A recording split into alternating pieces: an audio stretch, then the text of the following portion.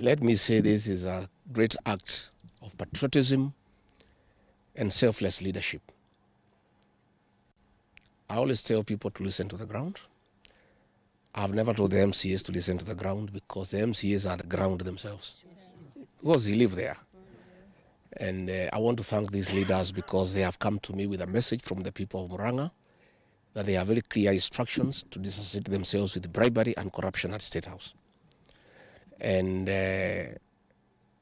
what you have done, you have demonstrated leadership, that you respect the people who elected you, and you are satisfied with the salary that the people pay you as taxpayers, and you are not willing to sell your people and what they believe in for little money. It is actually very gratifying that MCAs can refuse a bribe of 300,000 to do the right thing. I really want to commend these great leaders from Muranga, and I ask the people of Muranga to identify leaders who are selfless and who cannot sell them.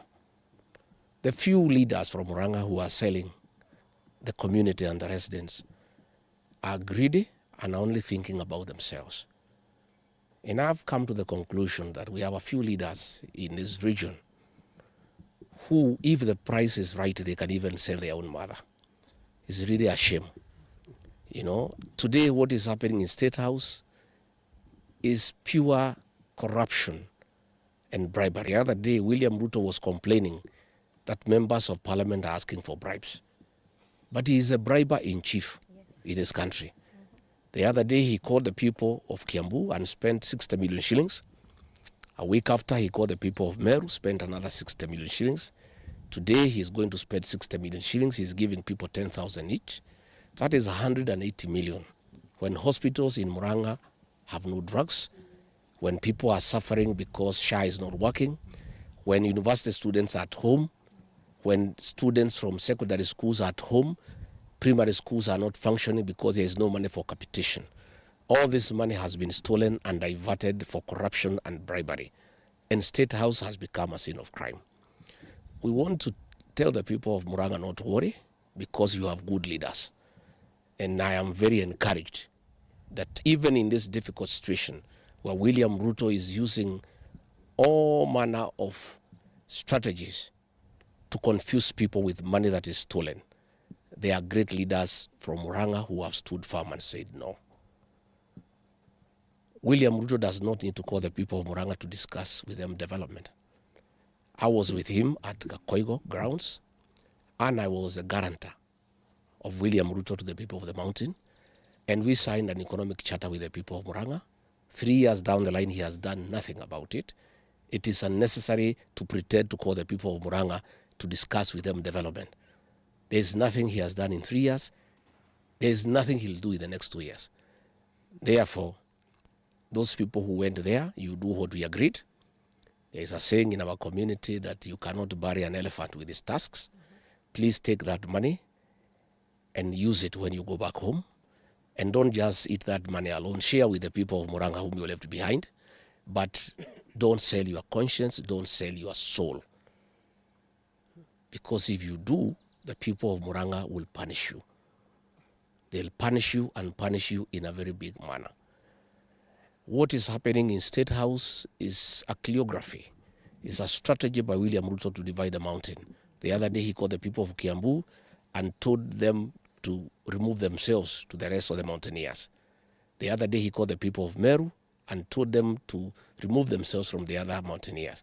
Even today, he is cheating the people of Muranga that they have never led and it's their time to lead. And we know for sure he has prepared a small blue wheelbarrow to confuse the people of Muranga so that he can cheat them to have a presidential candidate whom he is sponsoring, whom he is spending money on to come and divide the votes in Muranga. Unfortunately for him, the people of Muranga are wise people. Many times people have tried to confuse the people of Muranga, but they have remained forever focused. These are people who are extremely focused and they can see through the scheme of William Ruto of trying to create division among the mountaineers. I want to call our people to stay united and to know that our strength is informed by our unity as a people. Let our people stay focused. Let our people not be swayed by small money and by bribes that are taking place in Kenya. So what is happening today in State House is a shame. It's a national shame that State House has become the theater of absurd. It's a center of corruption and money laundering. Public funds are stolen daily and used as bribes to the people of Kenya. But I'm happy that the people of Kenya are focused and they see far. So I want to ask the people of Murang'a to take note of their true leaders who are here with me today. These are the true leaders that we have in Murang'a. These are dependable leaders. These are people who care for their people. These are people who respect the people who elected them. In equal measure, I ask the people of Murang'a to take note of the traitors in the State House. Those who are selling the people of Murang'a for little money for their stomachs. And to take note so that 2 years down the line, the people of Murang'a will separate the wheat from the chaff and the chaff from the wheat and do the right thing and elect true leaders who are true representatives of the people and people who can represent them and who cannot sell their birthright because of cheap money. Let me say, County Assembly Murang'a, pongezi. Let me in a special way congratulate Senator Joe Nyoto, who has been a true defender of the people of Murang'a. Senator Nyoto, I want to encourage you to continue guiding these MCAs, to continue guiding the people of Murang'a, and I must tell you, your future is bright. Stay on the course and stay on the side of the people. Democracy is about the people. Let those who want to follow William Ruto for little money, have the money. They'll have their day with the voters in Murang'a when the time comes.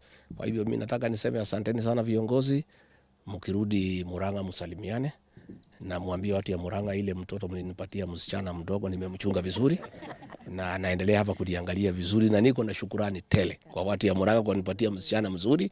Pia niko na shukrani kwa watu ya Murang'a kwa kuchagua viongozi ambao wako na msimamo. Kwa sababu hiyo ni kitu ya maana sana, na tukiendelea mbele tuendelee kutafuta viongozi ambaye wako na msimamo katika viti za wabunge na katika viti ya MCAs, so that we can get a good team ambaye tutafanya kazi na hao. Asanteni sana, may God bless you.